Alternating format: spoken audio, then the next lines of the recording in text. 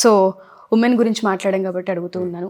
మన కోడ్నాన్లో కోర్సెస్తో పాటు వాళ్ళకి అంటే ఏ విధమైన సపోర్ట్ ఇచ్చే అవకాశం ఉంటుంది అంటారు ఇక్కడ ఆడపిల్లలకి? ఎందుకంటే చాలా దూరం నుంచి మన దాకా వచ్చి జాయిన్ అయ్యే స్టూడెంట్స్ చాలా ఎక్కువ మంది ఉన్నారు. సో వాళ్ళకి మనం సేఫ్టీ, సెక్యూరిటీ అండ్ దాంతోపాటు స్కిల్ డెవలప్మెంట్ ఆపర్చునిటీస్ ఏ విధంగా సపోర్ట్ ఇస్తుంటుంది కోడ్నాన్?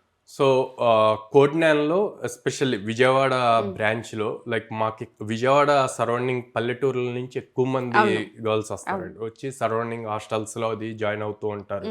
ఫుడ్ బాగాలేదు అని చెప్పి హెల్త్ ప్రాబ్లమ్స్ వచ్చి అది బాగా సఫర్ అవుతుంది. అందుకని లైక్ విత్ ఇన్ ద క్యాంపస్లోనే హాస్టల్ కూడా క్రియేట్ చేసాము గర్ల్స్కి స్పెసిఫిక్గా. ఓన్లీ విజయవాడ ఓన్లీ విజయవాడ అని ప్రెజెంట్. సో విజయవాడ బ్రాంచ్లో గర్ల్స్కి హాస్టల్ కూడా క్రియేట్ అయింది. సో దీనివల్ల ఏమవుద్ది అంటే ఫుడ్ బాగుంటుంది.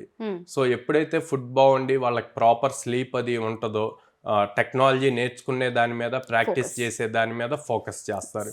సో అలాంగ్ విత్ టెక్నాలజీ వాళ్ళ హెల్త్ కూడా ఇంపార్టెంట్ అని చెప్పి యోగా క్లాసెస్ కూడా కండక్ట్ చేస్తున్నాం.